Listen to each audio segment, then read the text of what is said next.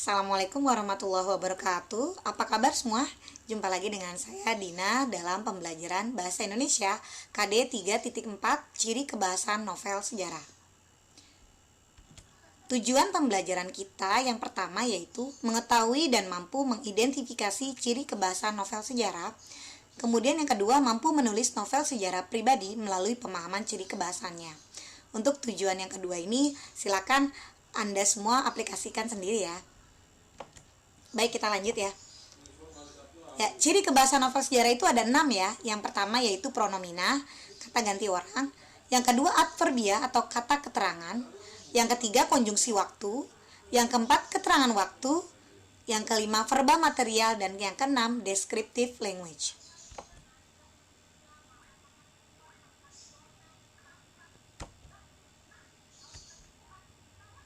Baik, kita masuk ke ciri kebahasan pertama yaitu pronomina. Ingat, bukan promina ya. Itu bubur bayi ya. Yang disebut kata ganti orang adalah pronomina. Baik, pronomina itu ada 3. Orang pertama, orang kedua, dan orang ketiga.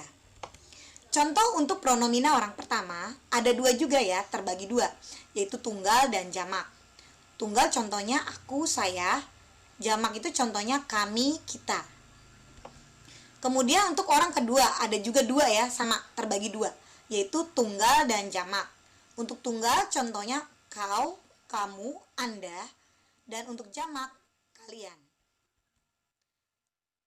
Nah, dan untuk orang ketiga adalah contoh untuk tunggalnya adalah dia, dan contoh untuk jamaknya adalah mereka.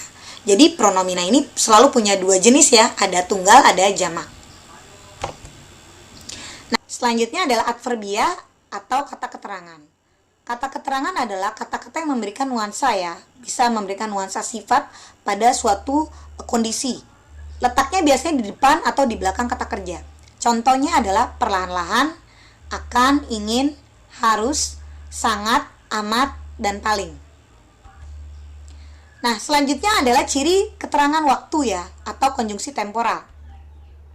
Keterangan waktu ini bisa ditandai dengan adanya penggunaan konjungsi. Contoh, sebelum, sesudah, ketika, saat, akhirnya, dan lain sebagainya. Bisa juga keterangan waktu ditunjukkan dengan adanya tanggal, bulan, dan tahun. Ini ciri yang paling khas dari novel sejarah.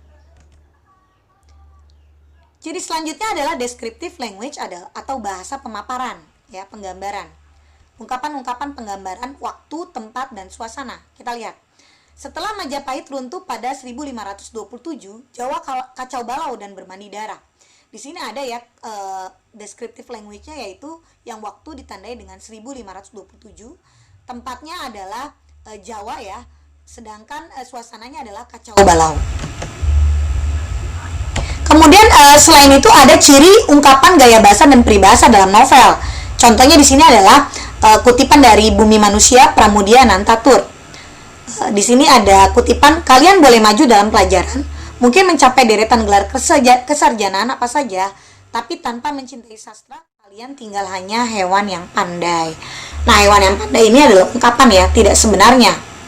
Hewan yang pandai adalah manusia yang pandai tetapi tidak memiliki akhlak yang baik atau tidak memiliki sifat kemanusiaan yang tinggi.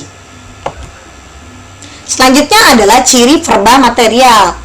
Verba material verba atau kata kerja yang langsung diamati oleh mata ya, atau perbuatan yang diamati langsung oleh mata. Contohnya adalah ya, ada menemani, mencaci maki, dan menggambar. Setelah verba material ada verba mental. Kebalikan dari verba material, verba mental adalah kata kerja yang aksinya tidak dapat diamati langsung tetapi dapat dirasakan. Contohnya ya. Contohnya adalah menyayangi, merasakan, dan mencermati. Nah, ayo kita berlatih yuk untuk menentukan mana ciri kebahasan yang ada dalam teks novel berikut. Ini kutipan dari novel sejarah Surat Kartini kepada Nyonya Abendanon ya, pada tanggal 27 Oktober 1902.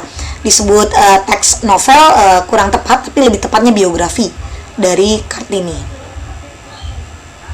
Sudah lewat masanya, tadinya kami mengira bahwa masyarakat Eropa itu benar-benar satu-satunya yang paling baik, tiada taranya. Maafkan kami, tetapi apakah ibu sendiri menganggap masyarakat Eropa itu sempurna? Dapatkah ibu menyangkal bahwa di balik hal yang indah dalam masyarakat ibu, terdapat banyak hal-hal yang sama sekali tidak patut sebagai peradaban? Nah, coba kita analisis yuk apa saja ciri kebahasaan yang tadi sudah ada terdapat dalam teks ini. Ya, ada adverb ya sudah tadinya.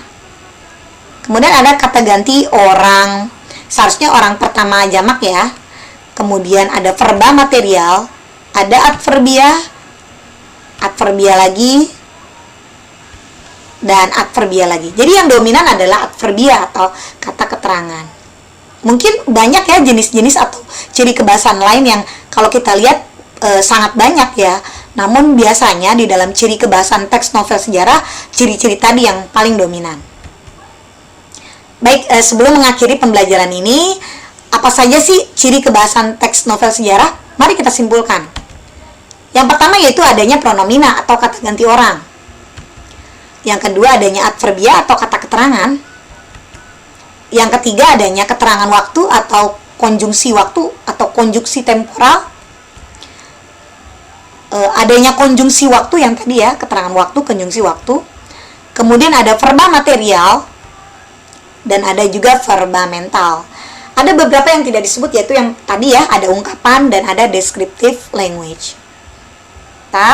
Saya mengucapkan maaf bila ada kesalahan dalam penyampaian, walaupun dalam keadaan pandemik, tetapi kita harus tetap semangat belajar. Semoga pandemi ini cepat berakhir, jadi kita bisa tatap muka. Demikianlah kiranya yang bisa saya sampaikan. Sampai jumpa di video pembelajaran selanjutnya. Billahi taufik wal hidayah. Wassalamualaikum warahmatullahi wabarakatuh. Terima kasih.